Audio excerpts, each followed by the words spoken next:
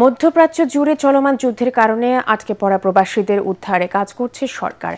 কথা জানিয়ে পররাষ্ট্রমন্ত্রী ডক্টর খলিলুর রহমান বলেন, বিশ্বের যেখানেই বাংলাদেশিরা আক্রান্ত হবে সেখানেই রাষ্ট্র তাদের পাশে দাঁড়াবে।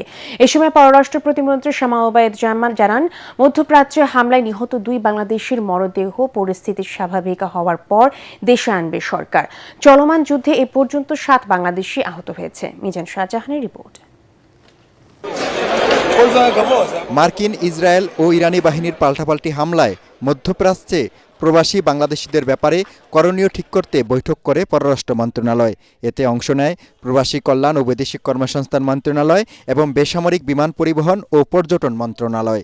বৈঠক শেষে প্রধানমন্ত্রীর পররাষ্ট্র উপদেষ্টা হুমায়ুন কবির জানান, আটকে পড়া প্রবাসীদের উদ্ধারে কাজ করছে দূতাবাস। যারা আমাদের দেশি এবং যারা ওখানে আছে ইনশোরেন্স মানে কোনো যদি এখানে মানে if we see that it is going to a positive and any deepening crisis that we can bring and evacuate our citizens. প্রবাসী কল্যাণ ও বৈদেশিক কর্মসংস্থান মন্ত্রী আরিফুল হক চৌধুরী বলেন, 7 জন বাংলাদেশির আহত হওয়ার খবর পাওয়া গেছে, তাদের চিকিৎসা দেওয়া হচ্ছে।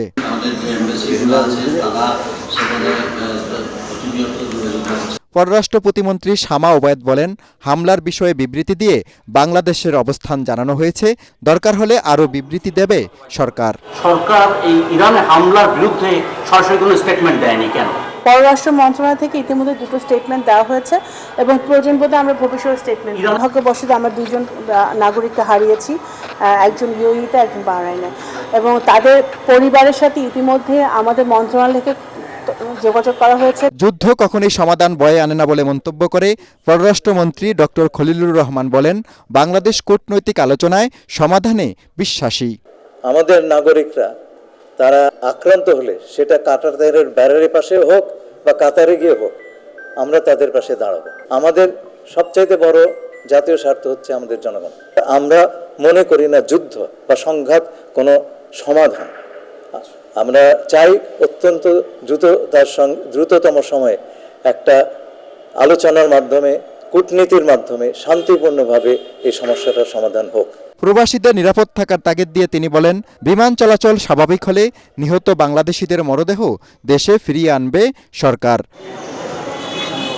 মিজান শাহজাহান, এটিএন বাংলা, ঢাকা।